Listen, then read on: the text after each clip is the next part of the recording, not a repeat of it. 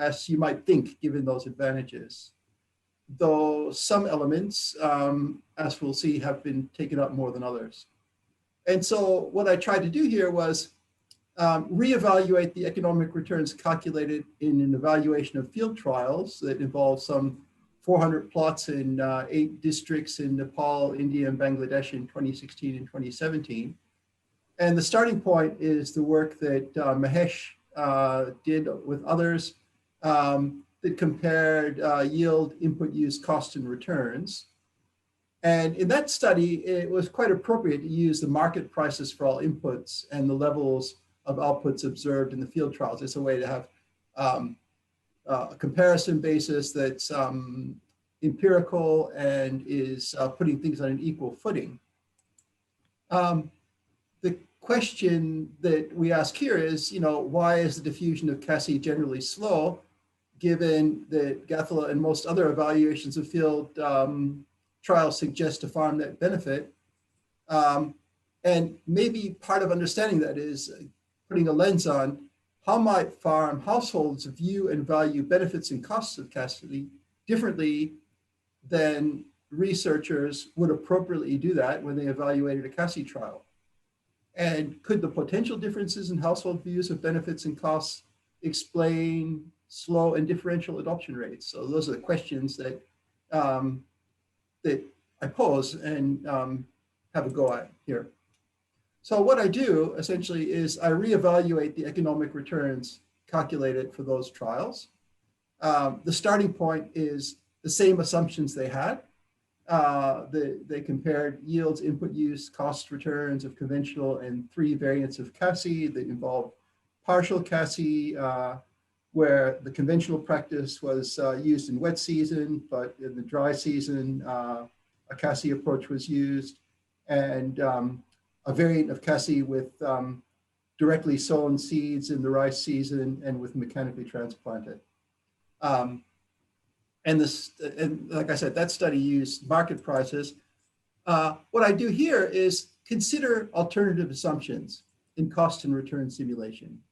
Then alternatives to the ones that were appropriate for the trials. And the alternative assumptions are chosen to be representative of the circumstances that some of the development economics and adoption literature suggest could explain some part of the challenges with low and variable adoption. And also, I look at not just the averages, but the distribution of input level uses, cost, yields, and returns. So if you look across the trials, there's a fair variation in the outcome from one plot to another. So I try and bring that distributional information into the analysis to see if that also gives us some insight. Some background, I think this is all pretty well known to this group. So Gathela's evaluation showed reduced labor, total cropping system production costs of around 40%, increased gross margins up to 25%, more or less.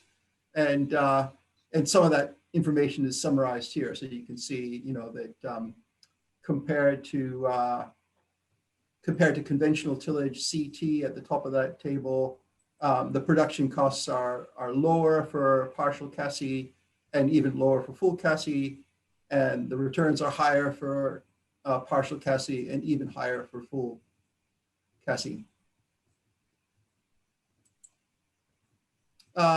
And they're generally consistent with past findings. There's a number of other studies in other parts of the Eastern Gangetic Plain in Haryana and Punjab, for example, that show essentially similar kinds of things: higher yields, higher returns, and lower variable costs. And those are pretty well consistent across quite a number of studies that you can find for South Asia.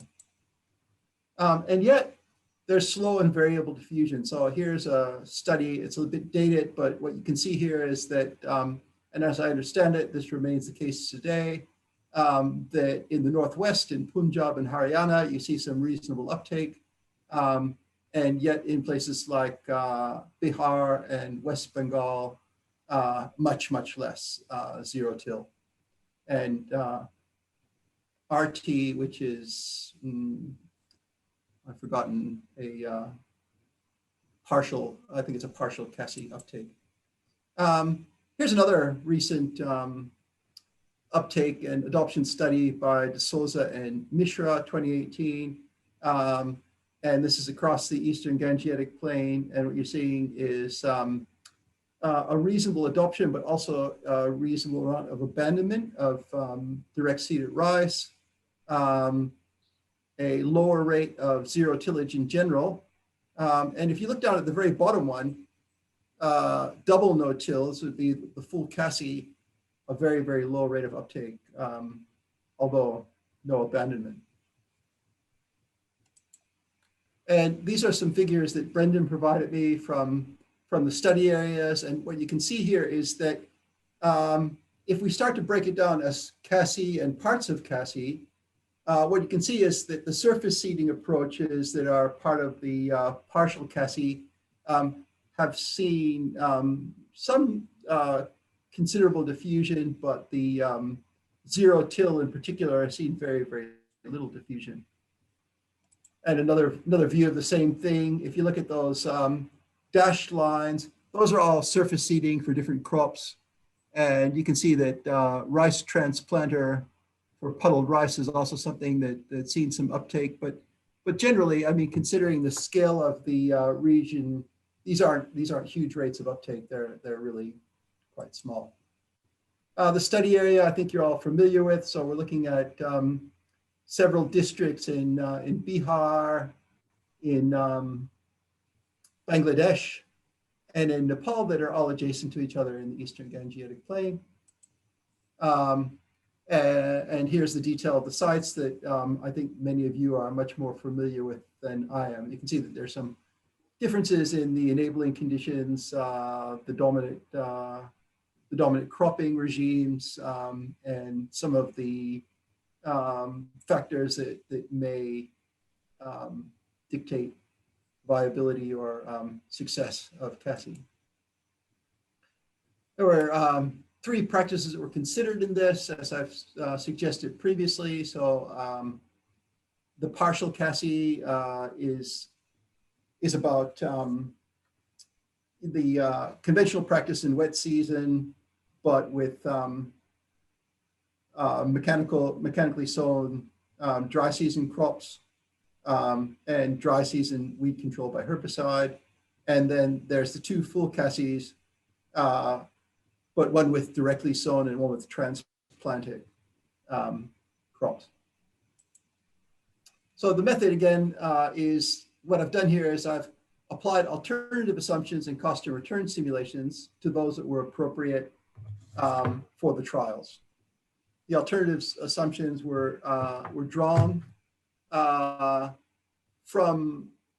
be representative, to the extent that I could do that, of circumstances that development economics and adoption literature suggest could explain part of the challenges and consideration of the options. So in an equation, the way that net economic returns was calculated was essentially to say that the return is the price you receive times the yield you get, minus the costs in several categories. And it's useful to break them out because they're priced separately, and it also allows us to think about how different assumptions about some of those costs might give us a different outcome. So they're broken down here into labor cost, machine costs, and input costs, by which I'm referring to purchased inputs like herbicides, insecticides, fertilizer. And in the machine costs, that's the machine costs other than labor. And so what I considered was some scenarios. The base case scenarios maintains the assumptions about the unit cost, use levels of all inputs, yields and returns from Gathla et al. 2021, a World Development article that calculated Cassie trial net economic returns. And it reproduces distributions of returns similar to those calculated across the plots by practice within regions where trials occurred. Then I looked at 4 challenges to scaling out scenarios, and I'm considering alternative assumptions that are representing some aspect of a challenge that the development economics or adoption literature tells us might explain variable and low adoption. The first one I consider is the potential for low value of labor saving. So in the study, labor savings is priced at the day labor rate for agricultural day laborers. And the rationale for choosing a different one is essentially that, as quoted here, in developing countries, wage employment rates among rural workers often hover around 50%. For example, Indian landless prime-age males, whose primary source of income is wage labor, work about 46% of the time. And in Bangladesh, wage employment rates for landless males are about 55% in lean months. And you can imagine that for other people in a family that weren't prime-age male agricultural workers, the potential for employment might be even less. And so what I considered was if we took the perspective of one of those households, and it's kind of an arbitrary number, what if we halved the dollar value per labor day in the value of labor savings that we assume is beneficial from CASI? And what that is representing is the likelihood of lower the market shadow value of labor for many EGP households. So that's by shadow value, I mean, if they can't work in the market, what can they produce alternatively with their time, and how much is that worth? What if it was worth half of the wage employment rate? The next assumption I considered was higher input costs. And this reflects the higher cost than in field trials that might be faced by farmers when purchased inputs such as herbicides are a substitute for in-kind inputs like family labor. So the benefit of CASI is essentially, one of them is labor savings, another is machine savings. The question is, if you've got to substitute cash inputs for in-kind inputs, and for example, in Bihar, you're one of the 66% of rural households who has to borrow money from the informal sector at very high interest rates, then the market price of the inputs might not really be the appropriate cost for you. I mean, a further expression of the same thing is that many of these households simply may not have cash. That's referred to in economics terminology as a lack of liquidity. And if they've got limited cash, it also means that using it for farm inputs can involve expensive trade-offs. So for example, you may be spending money for cash inputs, but you may at the same time need that for activities that provide long-run returns, like educating children who later support a household. You know, and that's sort of, and there is some review of the herbicide adoption literature that shows, for example, that, you know, input cash purchases, high adoption of fertilizer, which involves input cash purchases, are observed mostly where there are high opportunity costs of family labor. That means people are earning well outside of the farm, and they have high access to liquidity, for example, through receipt of remittances. And so I assume that by assuming 80% higher farm chemical input prices, you know, that's the middle of that range of informal lending rate. Again, it's a bit of an arbitrary assumption, but I think it can be illustrative of the idea that might be, there's a reason why we might think that the costs that would be reflected in outscaling these things could look different than was appropriate for evaluating the trial. The fourth factor I consider, and admittedly, I'm not sure about the right way to model this, is low confidence in benefit. And so the rationale here is that there's a number of non-price factors that influence adoption that have been identified in the literature, including information availability, local social networks, well, household asset differences, settlement patterns, ecological and farming conditions, cultural norms, beliefs. And so I assume that that would be manifest as perhaps an assumption that in absence of better knowledge or confident demonstration so that you know what this is about, you might assume that in the first instance, you're not sure that you'll get a benefit relative in yield relative to the base case. Somewhat arbitrary, but illustrative of the idea.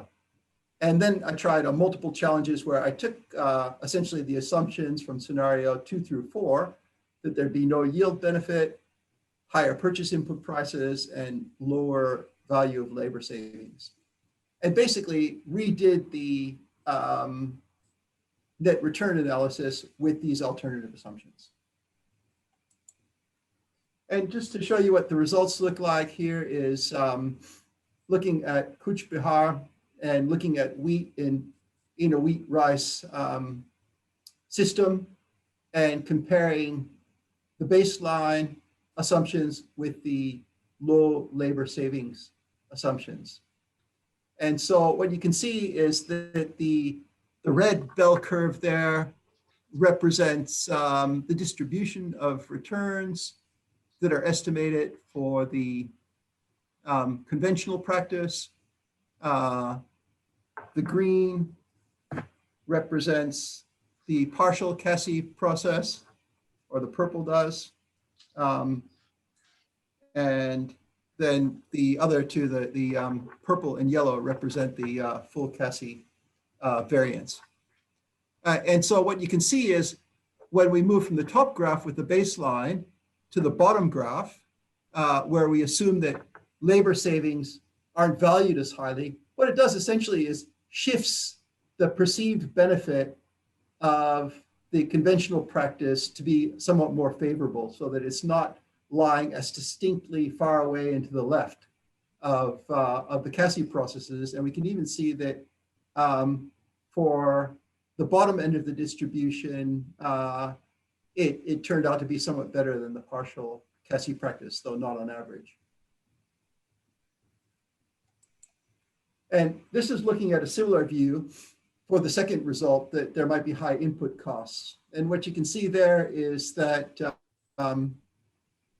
the shift is not as distinct. And that's because while there's input cost differences, it's only the difference that counts. So if high input costs, essentially what they do is they shift the whole profitability of all of those systems to the left and make them more expensive if we assume that they're facing the same, if you're facing the same input costs, higher input costs, although there's some input cost savings. So it makes a small difference in the relative profitability, but generally just shifts all profitability to the left.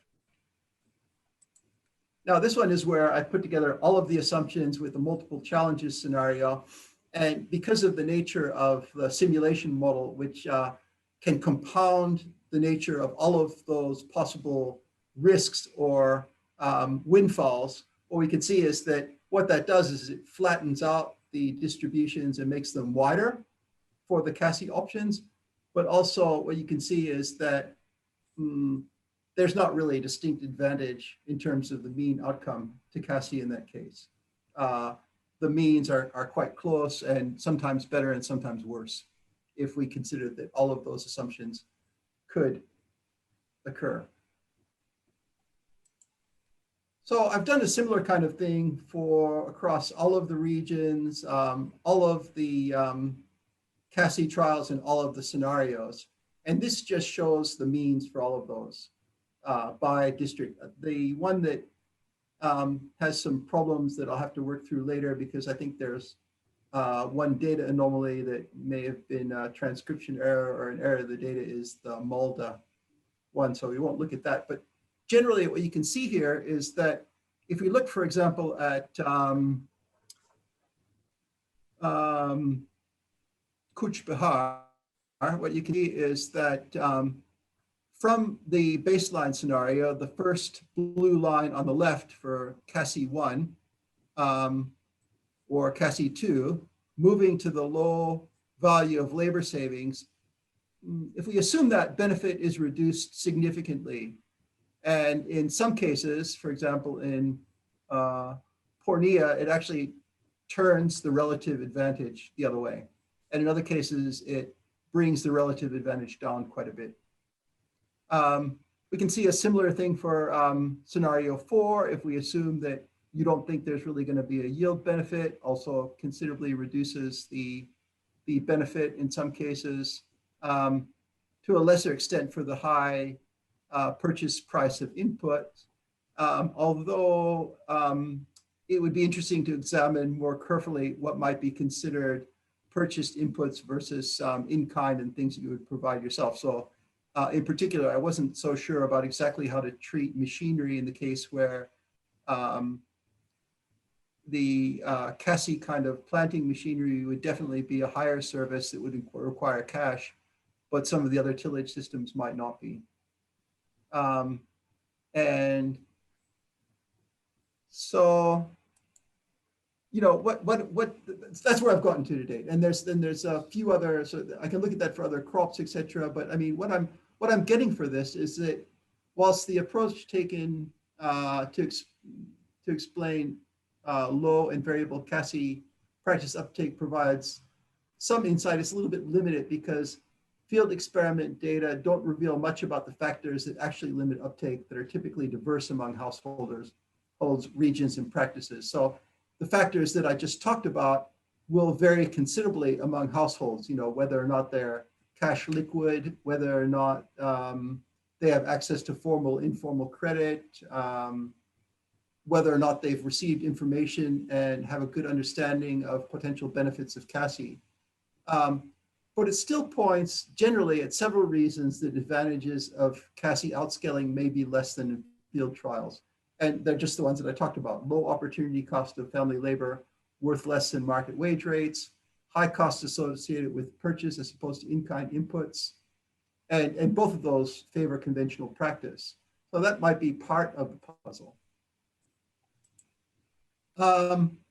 So at a macro level, I mean, I think that there's fairly convincing evidence that adoption levels can be conceptualized as an input substitution choice made in response to changes in relative prices. So we see in high productivity, richer regions, there's higher uptake because there's a higher opportunity cost of labor and shortages in certain key times, whereas in lower productivity and poorer regions, there's less uptake.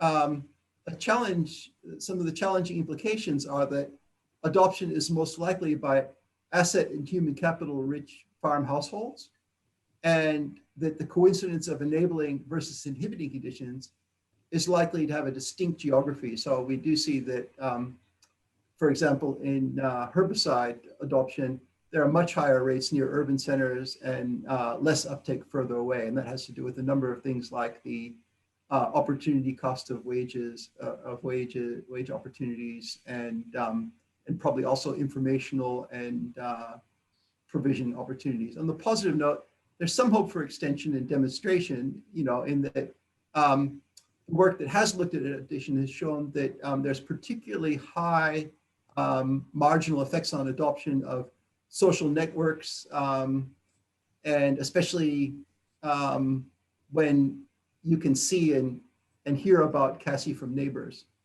you're more likely to adopt. And I guess the final question, you know, that I would like to ask in a way is, you know, we've been at this for a while, but particularly with respect to the rice no-till part, if we took all of the expenditures on RD&E in this space and looked at the rate of adoption to date and did an honest BCA, how would it look? Would it really, and at what point, I understand the sustainability goals of it, but is this going to get there? Is there a way to consider this in that regard? Thank you.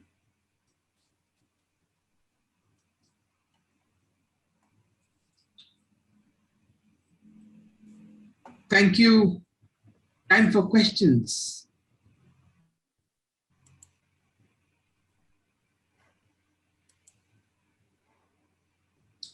Hello. Hello. Can you? So it's the time for questions.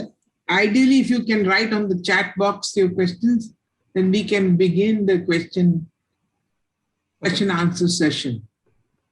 This is for the participants.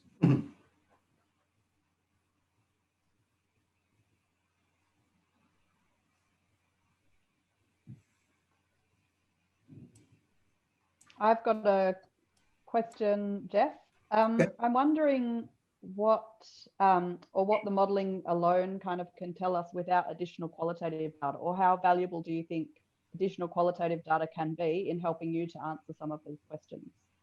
Yeah, and I think you know, I think the data is not ideal to answer the question, because again, I think that it'll have a lot to do with heterogeneity that has to do with characteristics of the households themselves that might take it up, as opposed to the trial data, which is more about the technical aspects of production.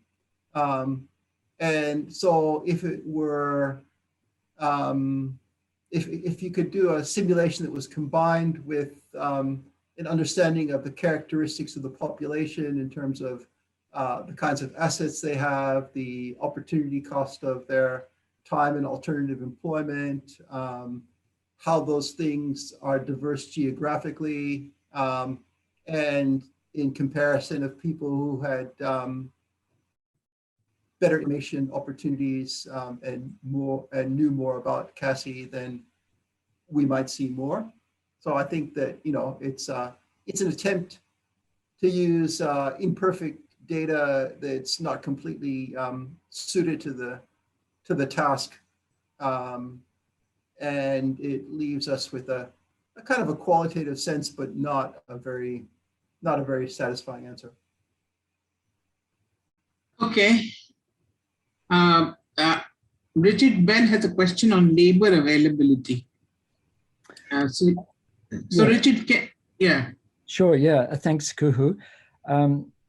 Yeah, I guess my question was, well, your assumption is that there's abundant labor and therefore people effectively have to settle for lower prices of labor than they would like because there's just not enough opportunities. But from my understanding in Bangladesh, a lot of the constraint is actually the lack of labor, that there's simply not labor there, and that farmers say they're prepared to pay more, but they simply can't find it.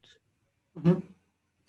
Yeah, no, if that were the case, so I'm not sure that so what I think the interpretation would be more like, if it were the case that for a given household, there weren't great alternative opportunities, then it would be appropriate to think of them as having a lower value of labor savings.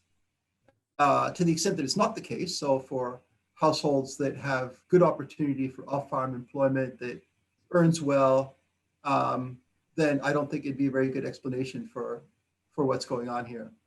And I think that, you know, if you look at the adoption surveys where they can actually survey that, you can find a statistically significant effect that relates to that factor. So if it's a household that has very little opportunity to be employed elsewhere at good wages, they tend to be more reticent to take up.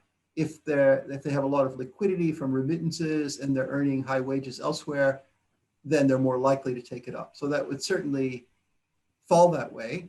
And the extent to which that's the case among the distribution of a population in a given region could explain a higher rate of uptake. And if you see a low rate of uptake despite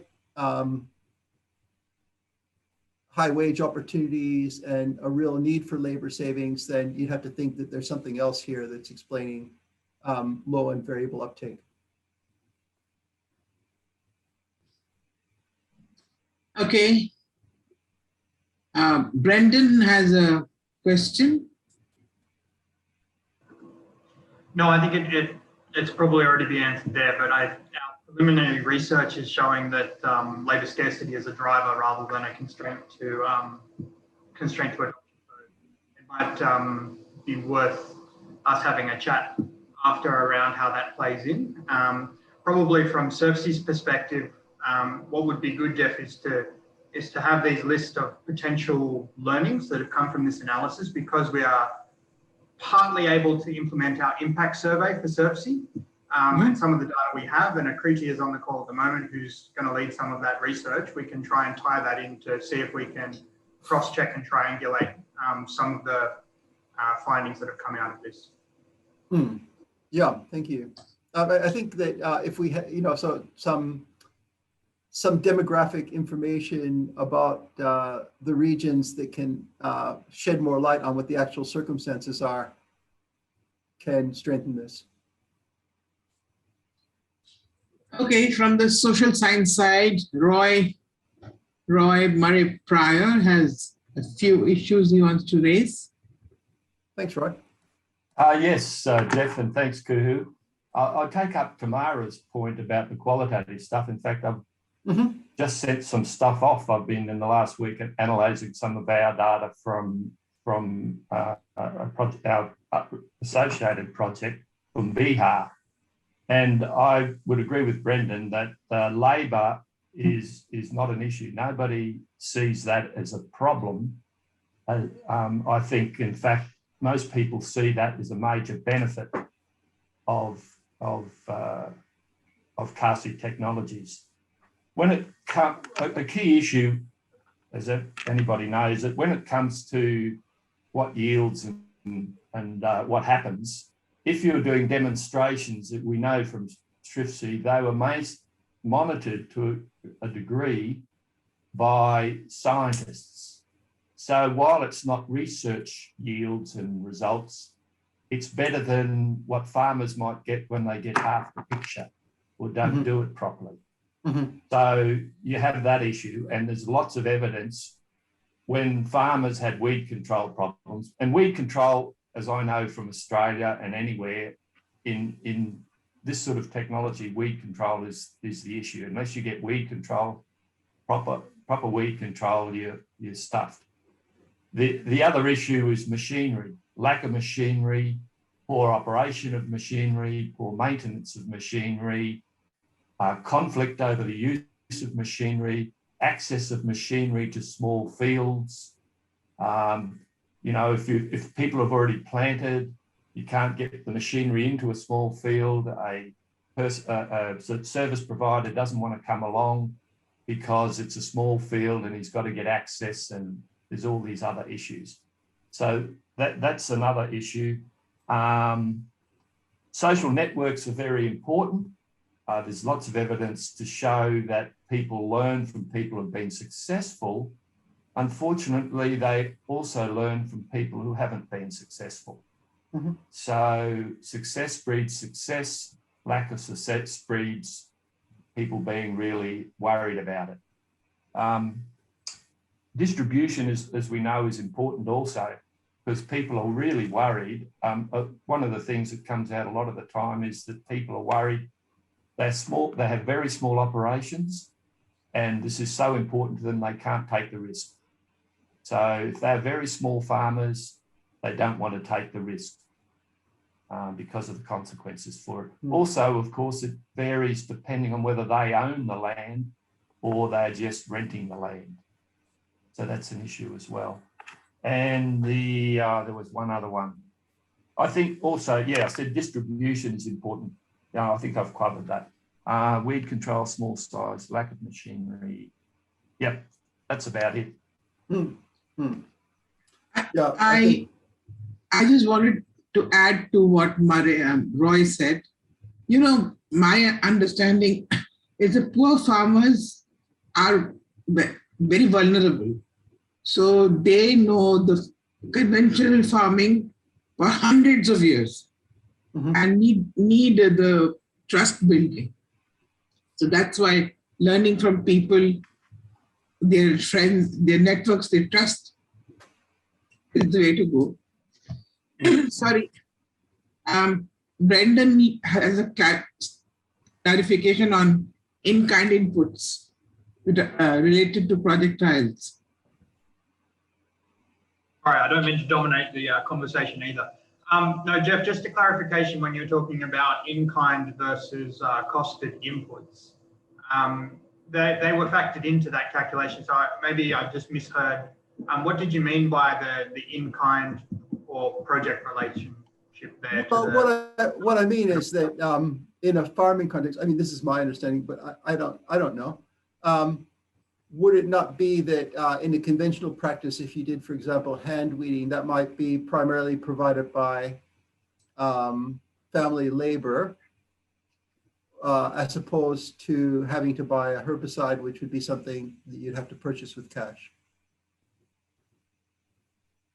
Okay, so not related to the fact that these were project-supported trials, but more. No, I'm asking a question. Not whether or not the evaluation of the trial is correct, but if you try to infer from that, if you outscaled it to actual farm households, would they be pricing it differently than was priced for a farm trial?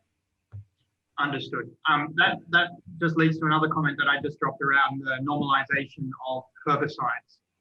That's really it's becoming unrelated to tillage system, where majority of farmers are now using herbicides, driven by labor scarcity. So maybe thinking about how some of these realities fit in with this might then push it to the next level as well.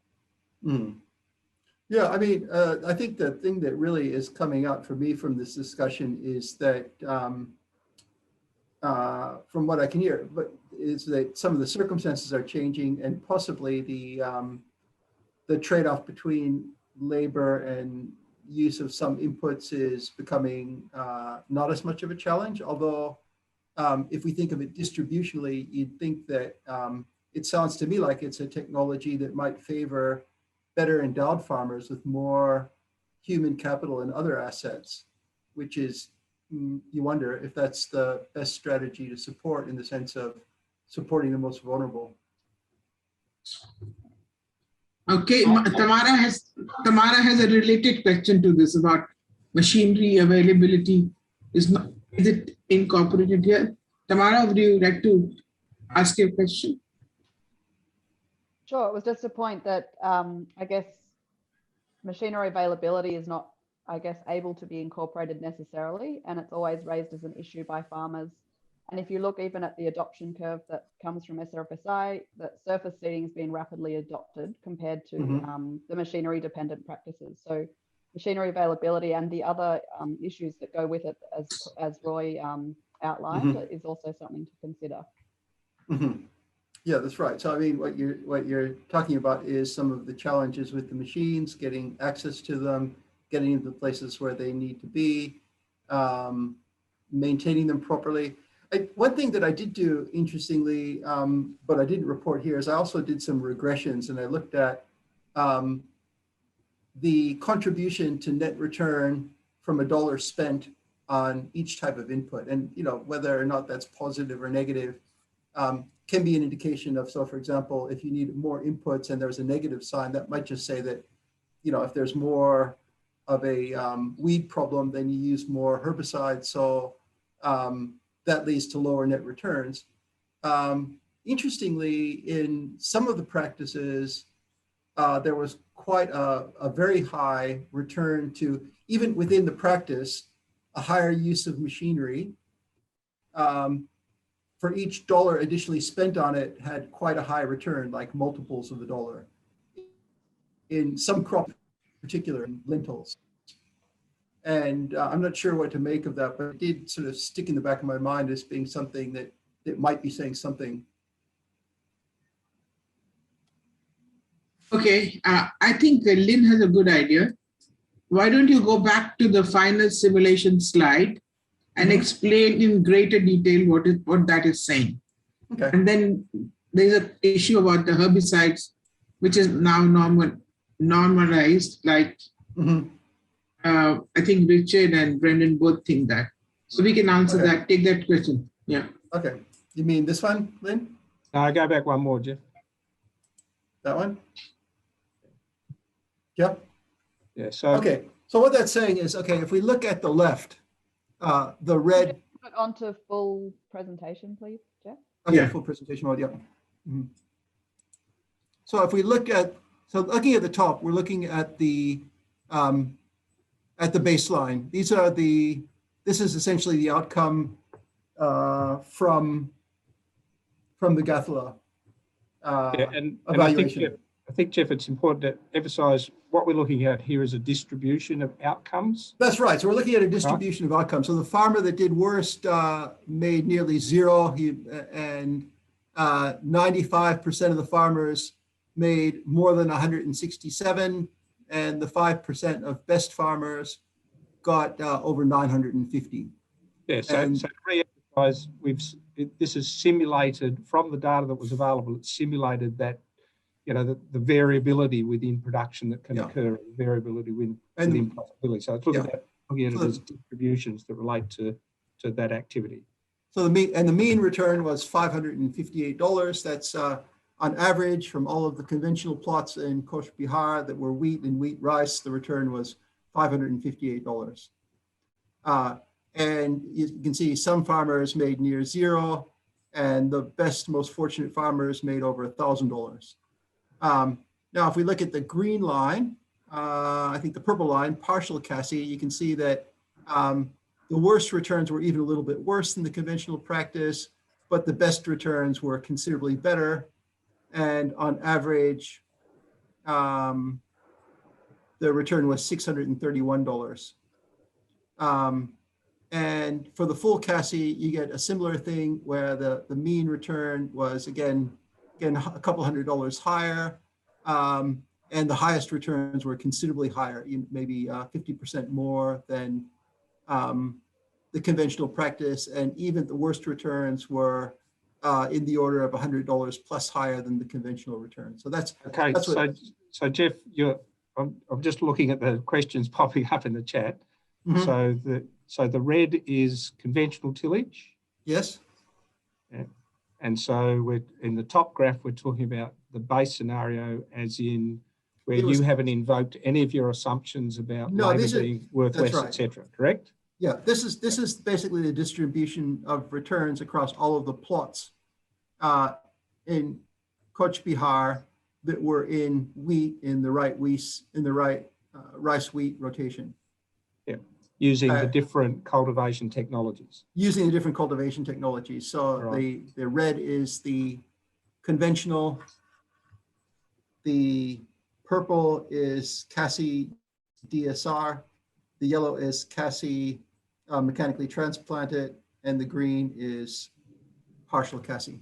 Yeah. But Jeff, just to clarify, you're talking about wheat here. So I'm talking, yes, right. So the last time I did it across the whole rotation, and this time I've broken it out by the individual crop. So I've done a similar analysis for the rice and rice wheat, but I didn't show it here.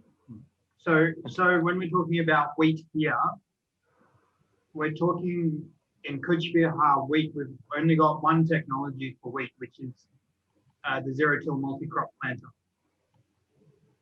Yeah, and I suppose that what this is showing is that if it was grown, what happened in the rice crop as well, because there's in the data I've got three CASI treatments, and so I think what happens is that the previous rice crop was treated differently in the three CASI lines. But wheat itself in Coach Bihar only has a control, which is conventional, and planting via a zero-till multi-crop planter. So when we talk about partial CASI, I'm just checking, we're talking specifically about the wheat crop here in the winter season, right? Yep. So what would partial CASI be? Yeah, I don't really know, Brendan. So, I've got here from the data that there were 3 treatments for wheat. So they were in a CASI trial, and I think that what we're talking about is that the rice prior to the wheat would have been treated differently. So the data showed that there were 3 CASI treatments, okay, and I could lump them all together if you think that's advisable, but maybe that should be a conversation for you and me and Mahesh offline. Let's look at the data together and see what's the most appropriate way to treat that. So it's labeled in the data as treatment 1, 2, 3, and 4, where 1 is the conventional, 2 is partial CASI, 3 is CASI DSR, 4 is CASI mechanically transplanted. So the simple take-home message, I guess, for the people that are not familiar with this technique is that in the top panel, the CASI technologies are more profitable because they're further to the right. The distribution is that's right. Right. Mm-hmm. Yeah. So the mean is the top of the hill, and those means are further to right than conventional tillage, which is further to the left. Exactly right. Yeah. So we're looking at the distribution of returns as spread by those charts. Yeah. And then we invoke your assumptions around different prices, and we end up with the panel at the bottom, correct? Correct. So what you can see is that where there's an advantage to the CASI, a significant advantage, whether or not you lumped it or treated them as different ones, you would see that there'd be a significant advantage to the CASI in terms of net returns with the assumptions that were used in the original analysis, and they're quite appropriate for a field trial. And then the bottom graph, you can see that the top of the hill is kind of similar for all three. It's not too much different. It might be a little bit less than the conventional for the purple line, and possibly for the yellow line, and maybe about the same. So it's very similar.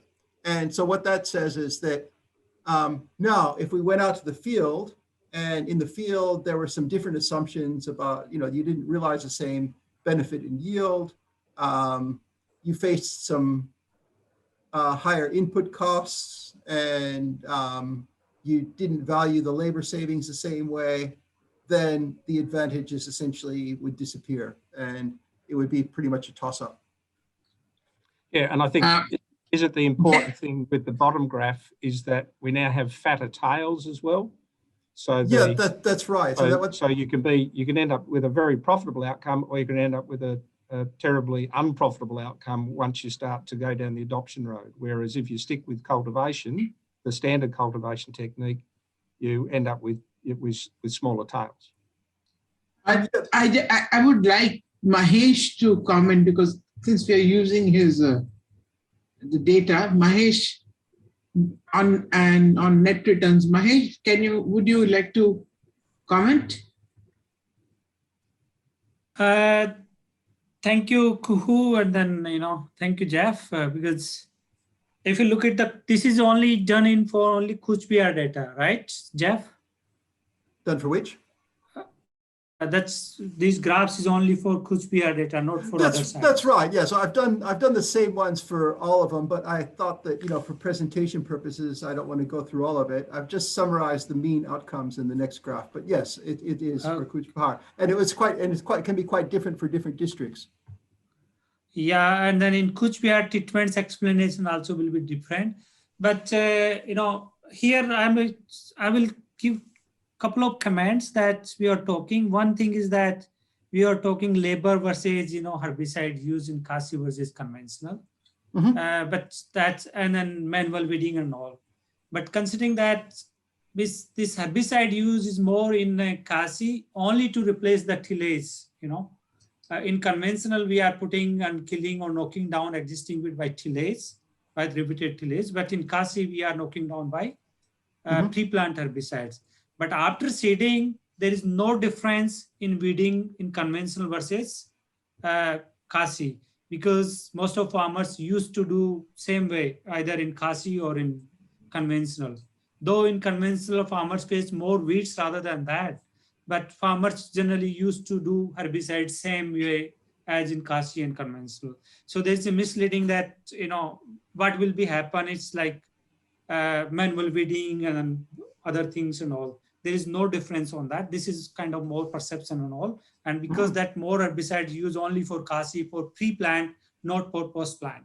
One thing that.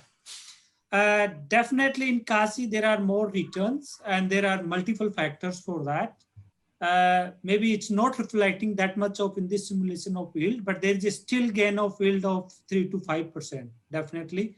But also, if you look the input that we are calculating all, that's have also we are reducing the cost of cultivations. That includes labor, that includes tillage. Mainly, those are the two factors that we are, what we call that, lowering the cost of production. So that is the integration or combined effect of slightly increase, which is not reflecting in that way. That is increasing, but there is a slight increase, in yield, and also there is a cost of saving use coming from that, from fuel, labor, and then tillage and operations and all. So these are the way that we are, getting higher benefits. And you can see there's a labor saving clearly coming out, CASI versus in that. When we'll talk about the differences in treatments that we have for, one is conventional that we are talking. That is not farmers true conventional. Only we are comparing here is tillage. Other management is same, like fertilizers, herbicide, all other irrigations, all management is same except tillage. So if we compare again further this true farmers condition, then this result will be further different. Maybe that will get more advantage on benefits. But this is only difference we are looking at here, tillage. So that's another factor is coming. So I don't know, that's because I missed presentation initial part, so I'm not completely aware because I was in another meeting, I joined late, sorry for that. So Kuhu, that's you like to ask, and then that's point, because these are the things that we need to be considered. That's okay. I will just hand it over to Roy, who has an opinion about adoption. And then John Dixon, and back to Lynn. Oh, sorry. All I said on the chat was that it's well known in adoption practice that when you start something, the distribution is wider, and if you don't do it well, it's a problem. Those who manage to do it well probably make more money initially, but many people don't until they learn how to do it. And that takes a number of years. And I think the same was experienced in thrift seed, that even the researchers and stuff took a couple of years to understand how to implement it in these conditions. And farmers will take a couple of years as well. So that's the issue. Okay, John, are you here? John Dixon. Thank you very much, Kuhu. Great to thanks. Let me first say hello to all friends on this call. It's great to see us tussling with some of these key questions and about adoption rates and what drives adoption and adoption decisions. I put something into the chat just a moment ago. I put 3 little questions for Jeff and Lynn to perhaps reflect on, and but taking them backwards, it was whether the project and the work that UWA, Fayrola Rubzin have been focused on behavioural insights on Kazi adoption, which is taking us beyond our traditional economic assessments. And so that's just I'm unaware of what's emerging from that, but it might be relevant. Then the second one was the conundrum over intensifying labour scarcity, but assuming lower opportunity costs for the labour.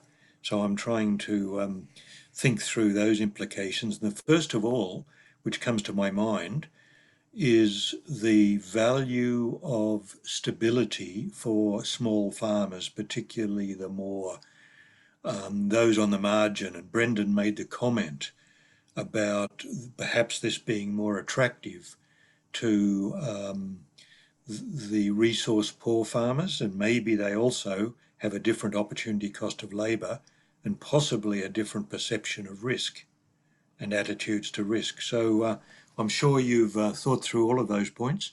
So I'm happy to hear your remarks. Thank you, John.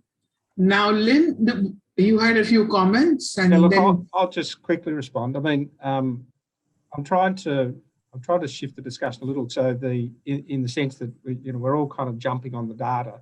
I mean, the purpose of this exercise, when Jeff and I started talking about this, was to demonstrate the usefulness of the tool.